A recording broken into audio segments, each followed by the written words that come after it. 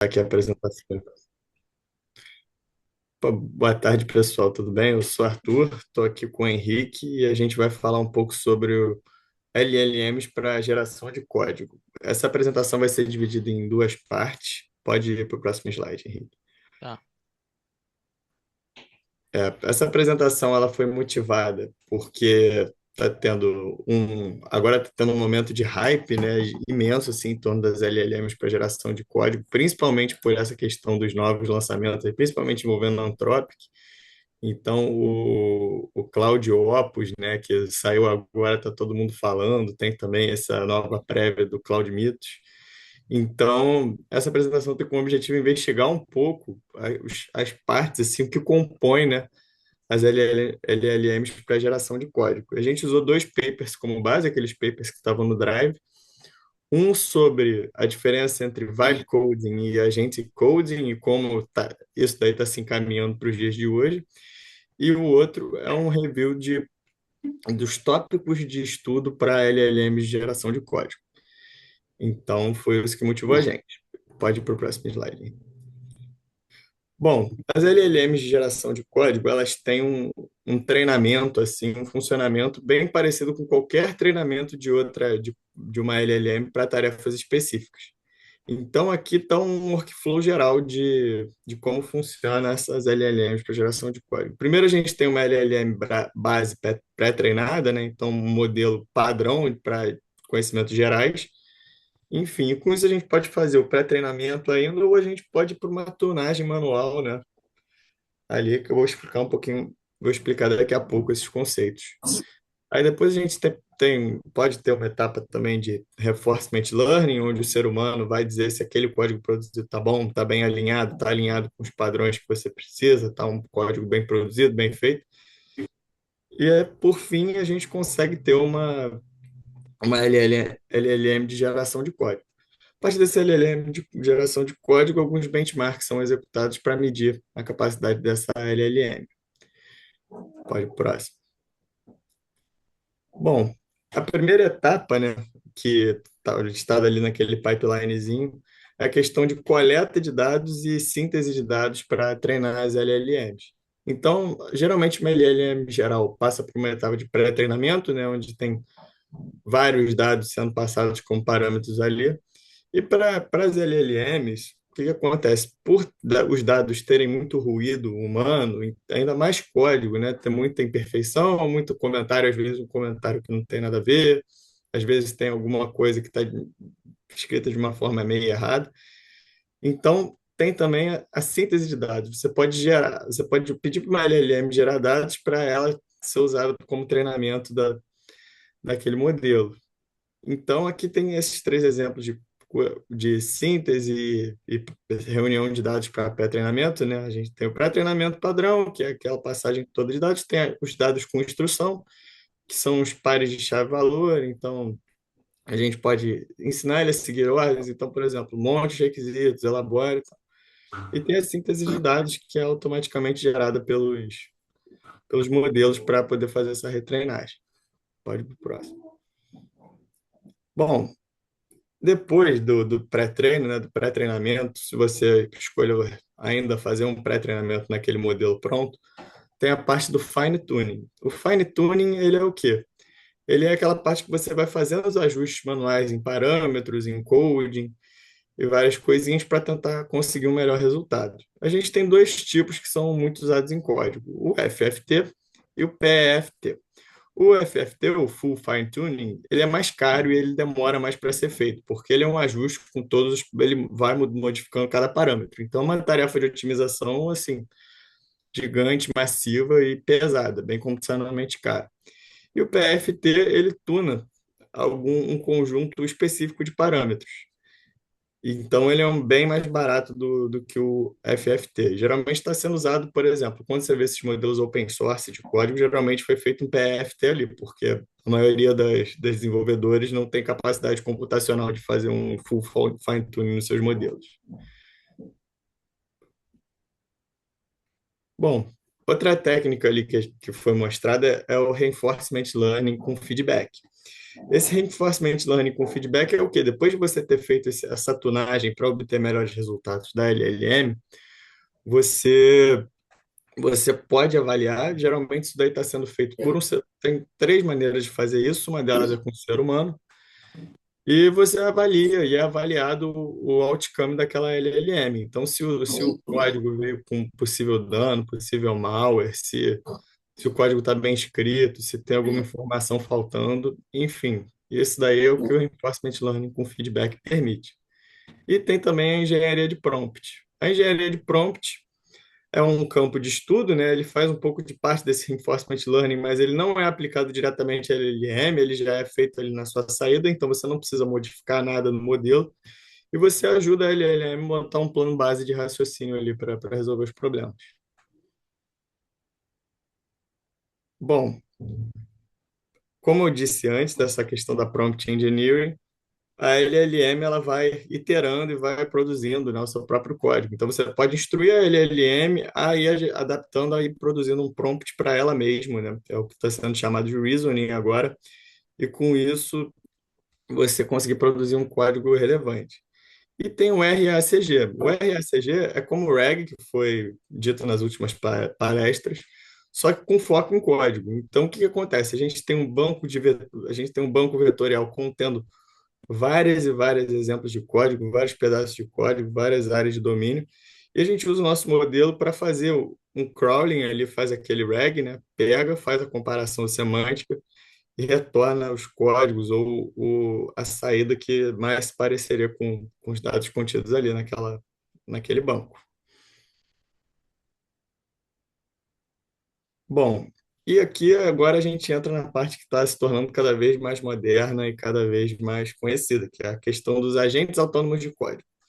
Isso daí vai ser um dissecado bem, um pouco mais a fundo na segunda parte da apresentação, mas os agentes autônomos de código, eles têm como objetivo ser um desenvolvedor, né, entre aspas, completo. Ou seja, ele pega, consegue decompor problemas em pedaços menores, a partir desses problemas em pedaços menores, consegue montar um plano, consegue compor o que que cada uma vai fazer, consegue deployar várias tarefas ao mesmo tempo e assim funcionar como se fosse uma equipe de desenvolvendo vários pedaços, várias coisas.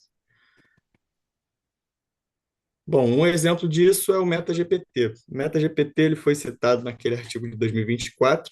Agora, atualmente, pelo que eu conheço, de arquiteturas multi-agente, um sistema que está sendo muito usado são os da Anthropic mesmo, os clouds e o Codex, virou meio que um padrão da indústria. Ele permitiu você criar um sistema multi-agente.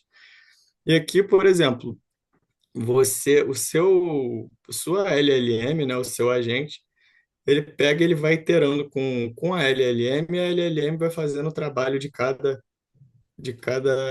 equipe, né, numa equipe de desenvolvimento. Então, do Product Manager ao Q&A, tá lá tendo seu papel representado pela LLM. Bom, depois que a LLM produziu os resultados, né, você orquestrou, você decidiu como vai ser produzido o seu código, você precisa fazer um alinhamento. Isso daí também entra naquela parte pode entrar naquela parte do reinforcement learning com feedback também. E o que que é isso? Você precisa alinhar suas práticas de código da LLM para seguirem seguirem esse paradigma, né? Esses princípios que são chamados de SRES, para evitar prejuízo, para evitar causa problema. Então, sustentabilidade, ou seja, ser eficiente, né? Então, não ficar consumindo token, não ficar consumindo energia à toa. Responsabilidade, ou seja, produzir um código ético, produzir um código que possa ser rastreável, né, auditável, ver onde tem problema, ver onde pode ter sido introduzido problema. Fazer um código eficiente, ou seja, que otimize seus recursos. Não adianta nada uma LLM que produz código, produzir um código extremamente lento e que só roda em computadores específicos ou com uma capacidade de processamento muito boa. Produzir código seguro também, evitar, né, de ter alguma violação de acesso, evitar vazar alguma credencial, tal. E isso entra também no princípio da confiança ali, da trustworthiness, que é ter essa transparência de você conseguir verificar o que está acontecendo no seu código. Isso é um código fácil de verificar também. Bom, depois disso tudo, temos as avaliações, né? Temos diferentes formas de você avaliar uma LLM para código. A primeira delas são as métricas. O que que é a métrica? A métrica é com base em token. Então, você vê quanto token ele utilizou, se produziu um bom resultado, se o resultado está funcionando corretamente, compara com o teste unitário. Então, isso daí é uma métrica, assim, numérica, mas não quer dizer que o código, às vezes, vai estar sintaticamente melhor, sintaticamente correto, se está na melhor organização, enfim, só avalia o consumo de token da LLM para a quantidade de código produzido. A gente tem os benchmarks também, que são, temos esses da Xstatus, o Human Eval, o MBPP, o Big Code Bench, tal, e alguns outros, que eles comparam, né, pegam um conjunto de problemas, passam por essa LLM, veem as saídas e vê se a saída está coerente com o resultado e comparam vários modelos, comparam tempo, comparam quantidade de token gasto, comparam, vem a precisão também para resolver algum problema. E a gente tem a avaliação humana também. A avaliação humana é cara, é difícil de escalar também, porque você precisa de muita gente para poder avaliar várias áreas de domínio diferentes do código. Então, o que que acontece? Resolveram botar uma LLM para avaliar aquele código gerado também. Então, ela pode fazer essa comparação de duas formas, ou seja, em pares, né, ver a instrução e a resposta e ver se faz sentido, ou ir catalogando e corrigindo resposta por resposta nessa LLM como juiz. Bom, aqui a gente tem um exemplo de alguns benchmarks. Esse daqui é o benchmark de 2024, 2025, se eu não me engano. Não é tão recente assim, então já mudou muita coisa.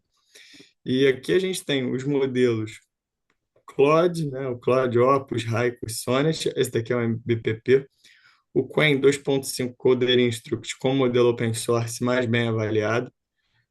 E assim, o ranking agora já deve ter tido uma modificada. No próximo slide eu coloquei o ranking mais atualizado, né? Não é o MBPP, mas é um outro. Mas agora já temos o Qwen 3.5 também e já tivemos algum avanço nos modelos do GPT. Pode ir para o próximo. Aí, o BenchLM foi o mais recente, né, que eu consegui achar sobre as LLMs. E aqui a gente tem um domínio muito grande, né, da Anthropic e da Google. Então, o Cloud Mythos previu e o Opus liderando, atrás do Gemini, do Opus 4.7, e só depois a gente tem o modelo open source, que é o Qwen 4.7 Max, e o DeepSeek, o Kimi. Então, vemos que, assim, apesar de um domínio, né, dessas duas grandes da indústria, a gente consegue ainda ter alguns modelos open source ali brigando pelo topo.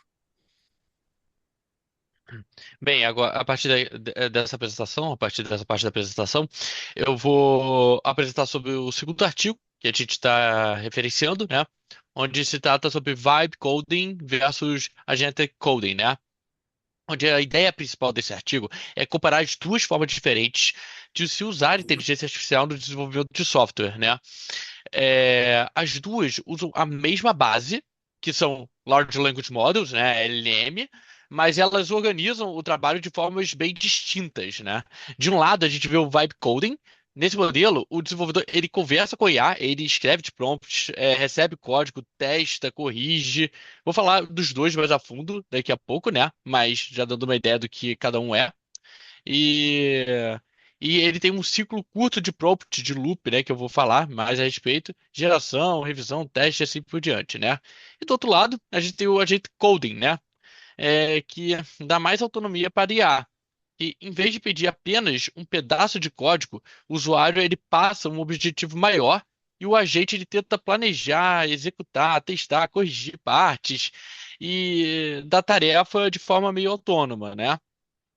Então, a gente pode, a partir desse artigo, a gente pode ter, ele tem meio que uma pergunta central, que é, onde é quem está realmente planejando, executando, validando o trabalho, mais ou menos. No Vibe Coding, boa parte desse controle fica na mão do desenvolvedor. Já o Agent Coding, parte desse controle passa para os agentes, né? Já adiantando um pouco e resumindo o que eu vou falar daqui para frente, né? Nessa imagem que eu passei até no slide, ele mostra justamente essas diferenças, né? Onde vibe coding, o humano ele fica num loop o tempo todo, né? Já o agent coding entra um agente no ciclo autônomo de execução, usando ferramentas, memória, testes, ambientes de execução e assim sucessivamente, né? É, então, agora eu vou explicar exatamente o que é o vibe coding, né? Para quem não está familiarizado com esse termo, né? Vibe coding, ele se refere a uma forma de programar em que o desenvolvedor ele não precisa necessariamente escrever cada detalhe da lógica, né? Ou cada linha do código manualmente. Em vez disso, ele meio que comunica com de forma, com linguagem natural com a IA o que ele deseja fazer, né? Por exemplo, em vez de começar escrevendo todos os componentes, a tela de login e tudo mais, o desenvolvedor ele pode simplesmente falar: eu quero que você crie uma página de login com autenticação JWT, um form validation, um message de erro e assim sucessivamente, né? E a partir disso, a LM ela gera uma primeira versão de código, né? E um ponto importante é que o humano ele continua no controle, né? Ele revisa, ele testa, ele percebe se a saída faz de fato sentido para o que ele pediu ou não. E se for necessário, ele pede ajustes, né? E esse artigo ele deixa muito claro que o vibe code ele não significa simplesmente programar sem saber programar, digamos assim, né? Na verdade, a habilidade muda, né, do desenvolvedor, né, do engenheiro de software, que quer que seja. Em vez da pessoa ela focar apenas na síntese, né, o desenvolvedor ele precisa saber formular bem o problema. Ele precisa dar contexto, ele precisa escolher o framework adequado, ele precisa criar checkpoint, né, um versionamento, e saber também depurar o código que foi gerado, né? E acho que essa figura, ela exemplifica muito bem isso, né? Onde ele mostra, resume bem essas principais habilidades que são necessárias para o vibe coding, né? Digamos assim, né? Que é o thinking, o framework, o checkpoint, debugging, context, né? Que são essas as mencionadas aí. Então, com isso a gente pode ver que o desenvolvedor ele ainda precisa pensar bem, né? Ele precisa conhecer a arquitetura, ele precisa controlar versões. Ele precisa fornecer o contexto de que ele está inserido, né, naquele momento o software está. E também saber, isso é muito importante, né? Vou falar até mais detalhadamente isso. Ele precisa saber resolver erros junto com a IA, né? Então, resumindo, a melhor forma de se entender o vibe coding é se a IA ela funciona como um copilot criativo, né? Ela acelera a geração de código, mas o desenvolvedor ainda tem que guiar e validar os resultados que são gerados pela a IA, né? Bem, agora eu vou explicar um pouco melhor de como funciona o Vibe, o workflow, né? Como funciona o fluxo de trabalho do Vibe Coding, né? Onde ela, primeiro, o processo ele começa com um prompt, né? O desenvolvedor ele descreve o que ele quer, explica o contexto e define algumas restrições. Depois, a LM ela gera uma sugestão de código, testes ou alterações. Logo em seguida, vem uma parte bem importante que o desenvolvedor ele tem que validar. Ele roda o código, olha se funciona e ele verifica se está coerente com o projeto dele e o que ele pediu, né? Se identifica algum erro e assim vai. Então, caso algo não funcione, o desenvolvedor ele tem que voltar para a IA com mais contextos. Por exemplo, ele pode mandar uma mensagem de erro, né, que foi gerada, né, a partir daquele novo código, um log, uma captura de uma tela. Ele pode explicar um comportamento que está acontecendo e o que ele esperava, e assim sucessivamente, né?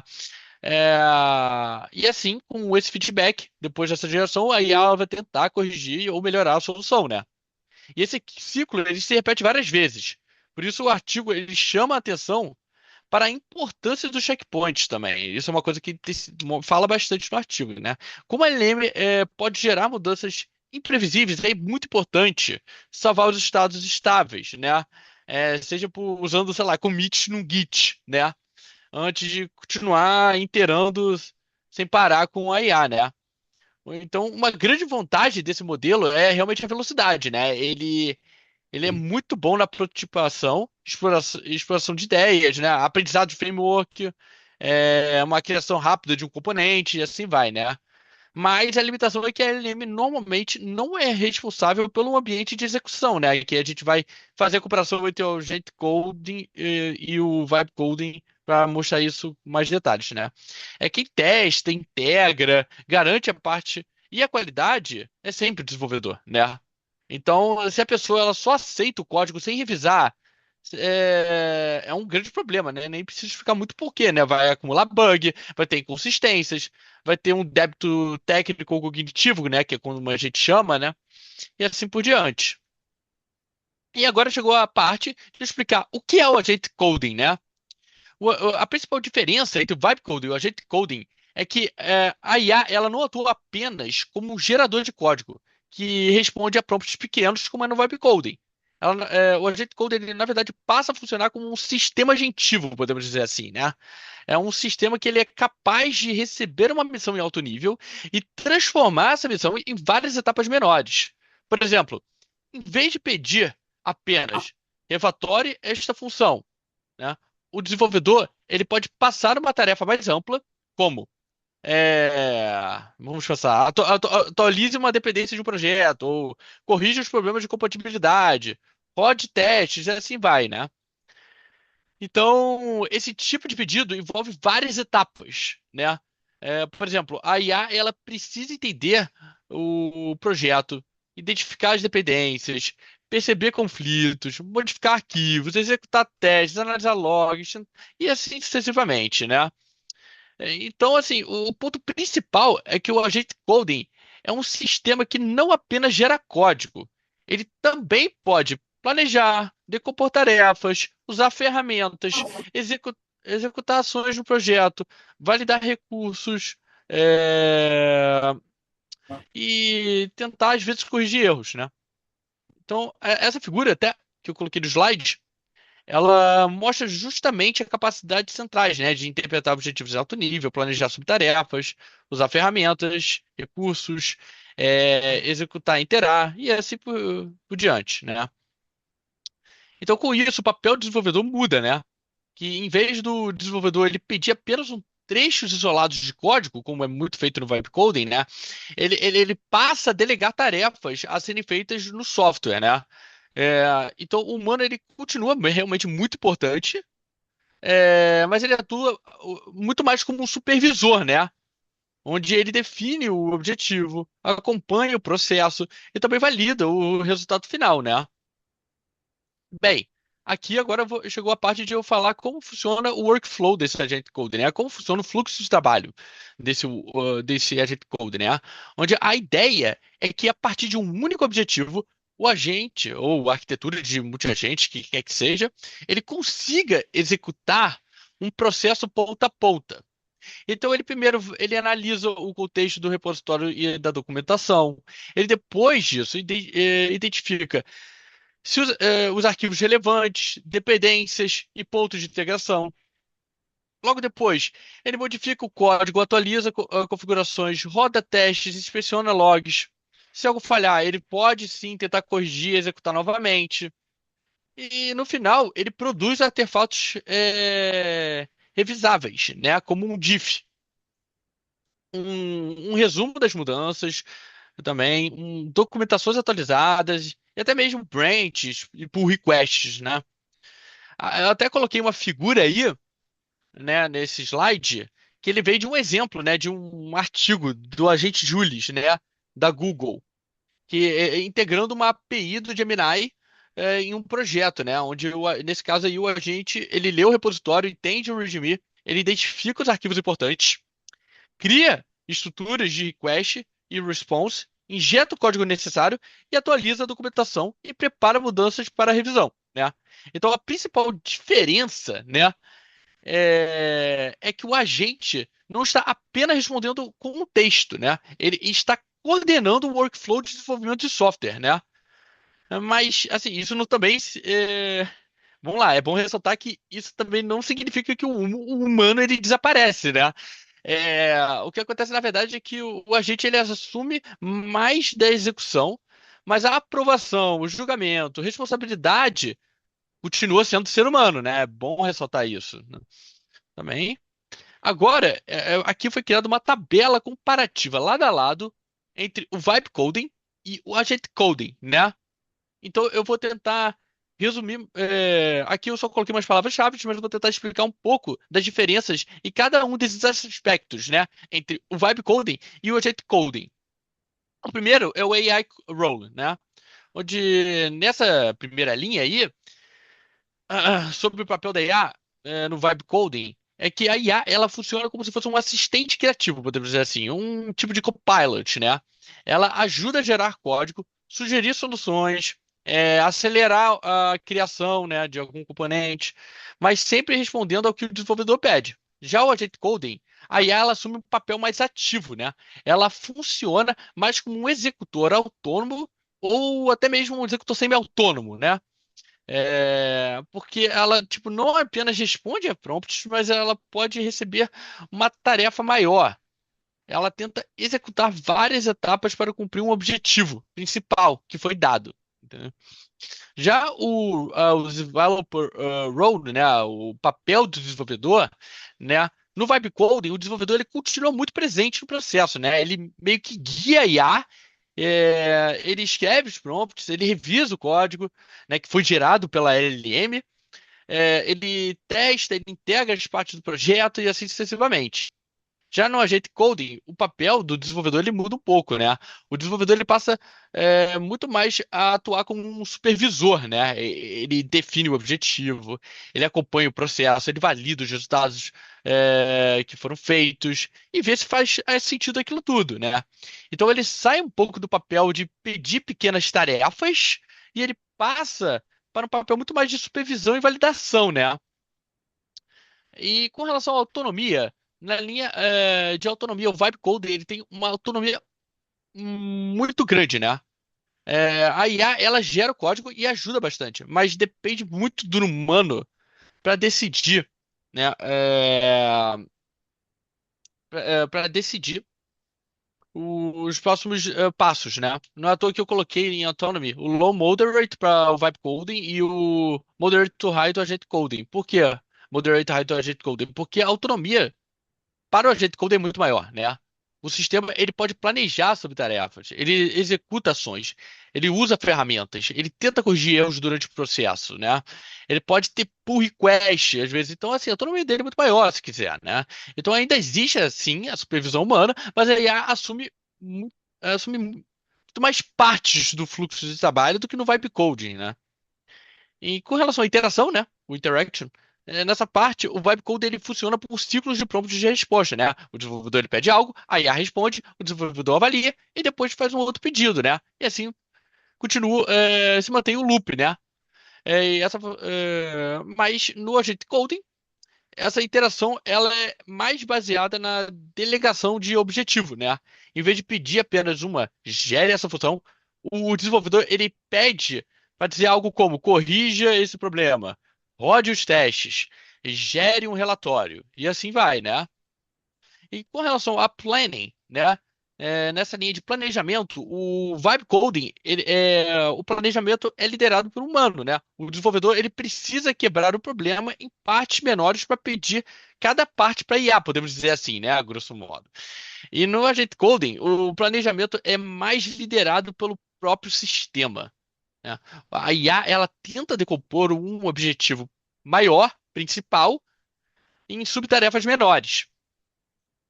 Por exemplo, se uma tarefa é atualizar dependências, ela pode identificar pacotes, ela pode atualizar versões, ela pode rodar testes, ela pode corrigir incompatibilidade, e assim sucessivamente, né? Já no testing, né, essa parte, né, o vibe coding, os testes eles são majoritariamente manuais, né?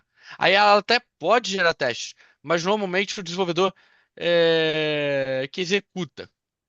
É o desenvolvedor que interpreta os erros.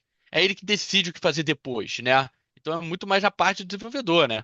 Já na relação de teste do agent coding, a ideia é ter um loop muito mais automatizado, podemos dizer assim, né? Onde o agente ele pode executar testes, ele pode analisar falhas, ele pode tentar corrigir o código e muito mais outras coisas, né? Então isso elimina um pouco a revisão humana, querendo ou não, né? Mas também deixa parte da validação dentro do próprio fluxo do agente, né? É, Com relação ao task scope, né?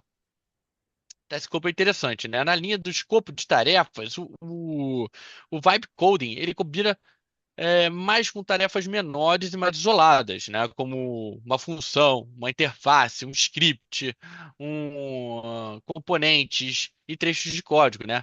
Já o Agent Coding, ele combina mais com tarefas maiores, né? Como implementar uma feature, fazer refatorações, né? Refatorações de alto nível, digamos assim, né? É, mexer em, em múltiplos arquivos, por exemplo, ou até mesmo configurar pipelines, CI/CD, né? Então, assim, ele faz mais sentido quando a tarefa exige uma coordenação entre várias partes do projeto, né?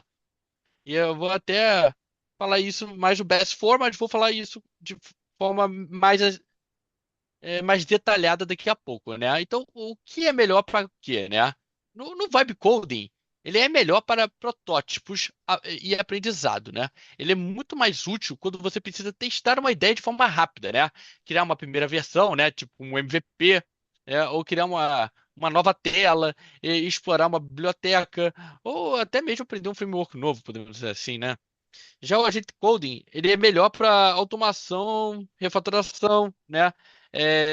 Principalmente quando a tarefa ela precisa ser repetida, né? Ela precisa ser validada, ela precisa, ou até mesmo quando ela é aplicada em uma base de código grande, né? Então, assim, ela é muito mais adequada quando o foco não é só explorar, mas sim executar algo de forma mais estruturada, né? Por último, né? A gente pode falar quais são os riscos principais, que também vou falar em mais detalhes daqui a pouco, né? Onde o vibe coding, ele tem um risco de validação fraca, né? Como o processo depende muito do humano, né? Se o desenvolvedor simplesmente aceitar o código gerado sem testar nada, né? Ou não testar de forma adequada, pode entrar bugs, né? Esse é um risco grande, né? Pode ter inconsistências e pode até mesmo ter problemas de segurança futuramente, né? Já no agente coding, né, o risco principal mais é a forma de autonomia insegura, podemos dizer assim, né? Porque como o agente ele pode alterar vários arquivos, rodar comandos ou tomar decisões intermediárias, ele pode haver erros que se espalham se houver algum controle. Por isso, esse tipo de abordagem ele precisa de logs, é muito importante ter testes, é muito importante nessa abordagem ter um sandbox também de preferência, revisão humana, e muitas outras coisas, né? Que eu até vou falar em mais detalhes daqui a pouco, né? Mas então, resumindo essa tabela, né? O Vibe Coding ele é muito mais próximo de uma conversa com o Pilot, né? Enquanto um Agent Coding ele é mais próximo de delegar uma tarefa para um sistema que planeja e executa parte do trabalho, né? É mais ou menos essa a ideia. Agora, a gente vai falar um pouco onde cada abordagem funciona melhor na prática, né? Which paradigm, cada paradigma funciona de melhor na prática, né? E eu, assim, eu gosto de interpretar muito isso como se fosse uma diferença de ciclo de vida, podemos dizer assim, né? Onde no Vibe Coding ele é muito bom no início, né? Quando as pessoas elas ainda estão explorando ideias, né? Estão testando alternativas ou estão criando algo rapidamente. Por exemplo, ele funciona muito bem para landing pages, por exemplo, dashboards, APIs simples, testes unitários, protótipos rápidos, como MVPs, né? E também aprender frameworks novos, né? Ele é eu acho que ele é uma abordagem muito mais interessante quando a prioridade é de fato a velocidade e a experimentação, né, de algo. Já no Agent Coding, ele faz muito mais sentido quando a tarefa ela exige repetição, ela exige a validação, ela exige coordenação. E ela está inserida dentro de uma escala maior de software e assim por diante, né? Então, assim, até nessa imagem, né, dá para ver tudo, né, se vocês forem olhar alguns exemplos, né? Então, exemplos são como refatoração de uma base de código, né? Atualização de dependências, automação de CI/CD, migração. Isso eu poderia continuar falando, né? É nessa imagem mesmo, que eu coloquei no slide, que eu peguei do artigo, né? Em alguns casos, algumas abordagens, né? Na parte de cima. é do vibe coding, né? Que está mais ligado à criação rápida, aprendizado, prototipação. Já na parte de baixo, ele representa o agent coding, né? Que está mais ligado à automação, manutenção, tarefas de engenharia mais, assim, digamos que sistemáticas, né? É, mas é isso, os principais. Tá, agora a gente vai falar um pouco sobre as limitações e os riscos, né? Essa parte ela é muito importante, mencionada no artigo, né? Onde no vibe coding, quais são as limitações e riscos, né? No vibe coding, um dos riscos é o que eles chamam de opaque logic, né? Que é tipo a lógica opaca, né? Traduzindo para português. Onde o que seria isso, né? É quando a LLM ela pode gerar um código que parece bom, mas que o desenvolvedor não entende completamente, né? Então isso pode ser realmente muito perigoso. Apenas aceitar a resposta sem revisar nada, sabe? Só aceitar. Então esse é um risco grande, né? E outro problema também é a falta de contexto do projeto. Às vezes o código ele é gerado e ele funciona de forma meio isolada, mas ele não se encaixa bem na arquitetura, nas dependências e nos padrões e nas regras daquele software, daquele sistema que está na vida real, digamos assim, né? Também existe uma sobrecarga de validação manual, né? Como humano é quem precisa testar e integrar, o processo pode ser rápido no começo, mas frágil se não houver disciplina, né? Isso é cara, é um risco, assim, é uma limitação do vibe coding, no meu ver. É, então, assim, e também, por fim, existe um risco de queda de qualidade de código, né? Muitas interações rápidas podem gerar duplicação, pode gerar inconsistência, pode ter falta de documentação, e às vezes um aumento do débito técnico e cognitivo, né? Que a gente até já mencionou isso um pouco antes da apresentação, né? Agora eu vou falar um pouco sobre as limitações e riscos do agent coding, né? Agora que eu já falei do vibe coding, onde os riscos são meio diferentes, né? Um deles um dos riscos do agent coding é a propagação silenciosa de erros, né? Como o agente, ele pode meio que alterar vários arquivos, né?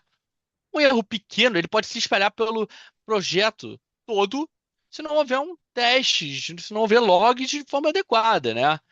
Então, esse é um risco assim muito grave no agent code, né? Um outro risco é dar permissões demais ao agente, né? Porque se ele puder acessar arquivos, instalar dependências, mexer em repositórios, chamar a API sem controle nenhum, isso pode gerar problemas de segurança no seu software, né? Então é uma coisa a se atentar bastante, né, usando essa abordagem, né? Também existe o risco de dependências excessivas, né? Que se o desenvolvedor eles começam a confiar demais no agente, é, podem perder a capacidade de entender ou intervir em situações críticas, né? Então, assim, mais também naquela ideia do déficit cognitivo, né? Débito técnico, né? Onde se ocorre algum bug em um momento crítico e eles não estão com acesso a IA naquele momento, podemos dizer assim, eles não vão saber consertar, né? Então isso é muito grave, né? E o outro é um risco de vazamento de segurança, né? Também por último, né? Como secrets, como tokens, como chaves de API.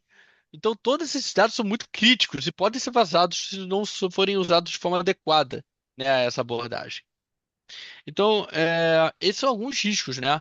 Onde o artigo mesmo ele defende uma solução que não ele defende uma solução assim que não é simplesmente fiar cegamente na IA, né? Como todos aqui devem ter essa ideia. Que é necessário ter uma revisão humana, é necessário ter testes, é necessário ter sandboxing, é necessário ter rollback, é necessário ter logs de auditoria, e assim vai.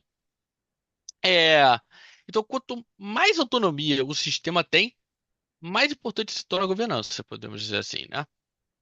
E agora a gente vai falar sobre a ideia principal do artigo, a conclusão dos autores sobre isso tudo, né? Onde a conclusão dos autores é que no futuro provavelmente não está em escolher entre ou vibe coding ou agent coding. O caminho mais interessante seria combinar os dois, né? onde o vibe coding ele pode funcionar como a parte criativa do processo. Ele é útil para formar a ideia, é para definição de requisitos, exploração de alternativas de um MVP, né? E depois o agente coding ele pode assumir as tarefas mais estruturadas, como execução, testes, documentação, automação e manutenção. Então, o fluxo híbrido ele poderia funcionar assim. Primeiro, o humano ele usa o prompt para explorar a ideia e definir o que quer, definir o que quer, né? E depois, essa intenção é transformada em uma tarefa para o agente. E o agente ele executa, roda testes, ele gera logs, né? Ele prepara mudanças. E por fim, o humano ele revisa e aprova e às vezes e pede ajustes, né? Essa imagem até a que eu coloquei, eu tirei do artigo, né? Todas as imagens que eu coloquei foram tiradas do artigo, né? É um roadmap que mostra alguns elementos, né? Importantes, interessantes. Eu não vou entrar muito em detalhe nisso, não vou me estender muito, né? Mas o ponto final é que o humano ele continua no centro da responsabilidade. Isso é muito importante ser ressaltado. A IA ela pode gerar, ela pode executar, ela pode automatizar muito mais do processo, né? Mas a supervisão, o julgamento e a responsabilidade continuam sendo do ser humano, tá? Então a mensagem final do artigo, né, era: o Vibe Coding e o Agent Coding não são abordagens rivais. Elas são duas formas complementares que colaboram entre humano e AI e desenvolvimento de software, né? E agora eu vou tentar ser rápido nessa parte, tá? Mas tem bastante coisa para falar aqui, eu já estou acabando. É, Aqui é mais ou menos alguns problemas que os autores apontaram que precisam ser solucionados dentro desse contexto de vibe coding, agent coding e tudo mais.